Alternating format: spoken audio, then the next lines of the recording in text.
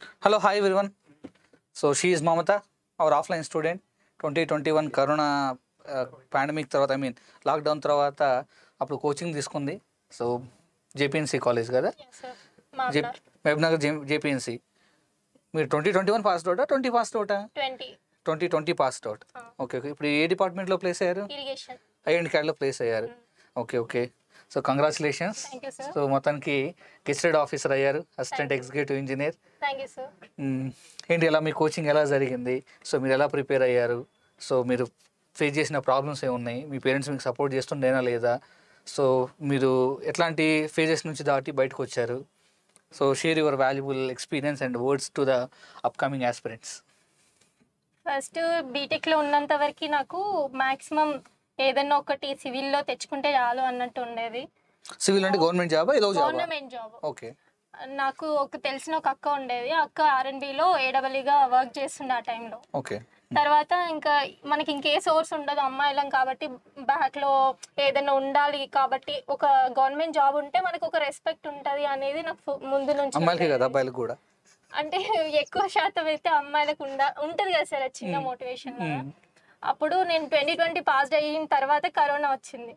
అప్పుడు ఏం చేయాలి, ఇప్పుడు ఏ సోర్స్ లేదు. ఆ టైంలో మీ సార్ వాళ్ళు మా దగ్గరికి ప్రమోషన్స్ కోసం వచ్చారు. ఓకే, క్యాంపెయినింగ్ కోసం వచ్చాము. ఓకే.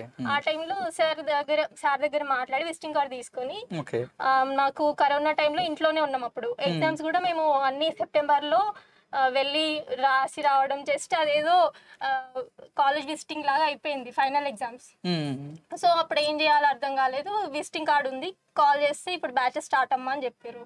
సో 2021లో జనవరి 31. 2021 అంటే అప్పుడు కరోనా పాండమిక్ తర్వాత, లాక్డౌన్ తర్వాత ఫస్ట్ బ్యాచ్ అదే. అంటే మీరు భాగ్యలక్ష్మి వాళ్ళ బ్యాచ్ కదా? అమ్మాయికి ఏపీపీఎస్సీలో ఏ జాబ్ వచ్చిండే అప్పుడు, ఏ జాబ్లు పడ్డాయి అమ్మాయికి అప్పుడు జాబ్ వచ్చిండే, ఆ బ్యాచ్ అయినా మీరు? Okay okay, very good. నాకు అప్పటి వరకు ఫౌండేషన్ అయితే అంత బాగా లేదు.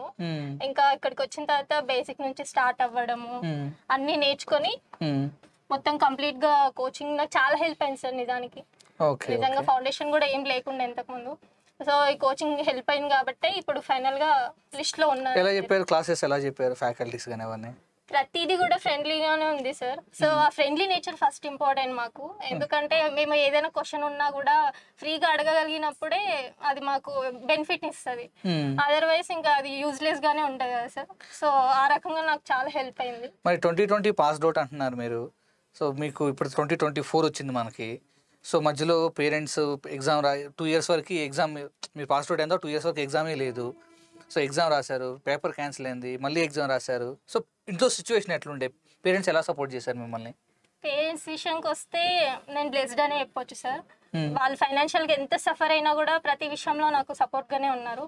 సర్లే బెట్టా, నువ్వు ఇప్పుడు చేయకపోయినా పర్లేదు, ప్రైవేట్ జాబ్లకు వెళ్ళాల్సిన అవసరం లేదు, నువ్వు ఇంట్లో ఉండి చదువుకో, సరే అది వచ్చా అదే తర్వాత విషయం, నువ్వు ఎగ్జామ్ వరకు అయితే పర్ఫెక్ట్ గా చదువుకొని రాసిరా అని చెప్పేసారు. అంతే.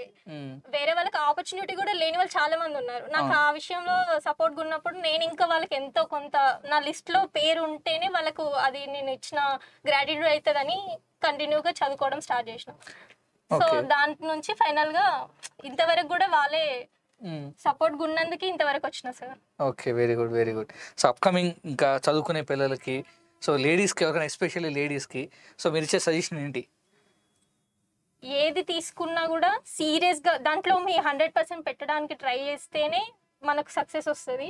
ఏదో పంపించరు కదా, ఏదో ట్రై చేద్దాము అలాంటి థాట్స్ ఉంటే వాటిని అన్ని పక్కన పెట్టుకొని కంప్లీట్గా మీరు దీంట్లో సోల్ పెట్టి చదివితే డెఫినెట్లీగా వస్తుంది. All the best. సో మొత్తానికి అయితే కష్టపడి చదివితే, ఇష్టపడి చదివితే రాకుండా అనేది ఏది ఉండదు అంటారు. పేరెంట్స్ సపోర్ట్ చేసినప్పుడు మనం డెఫినెట్లీగా 100% పెట్టాలి. Okay okay. సో ఈ జర్నీలో గేట్ మాస్టర్స్ మీకు చాలా హెల్ప్ చేసిందని అనుకున్నా. ఓకే, ఫ్యూచర్లో కూడా ఇంకా మంచి మంచి పొజిషన్స్కి పోవాలని నేను మనస్ఫూర్తిగా కోరుకుంటున్నాను. And a small gift from our side. Thank you sir. So at the same time, so I'm giving you a green pen. So you're a gazetted officer right? So అందుకని సో ఒక చిన్న గ్రీన్ పెన్. ఓకేనా? So all the best for your further future. Thank you sir. Okay okay okay.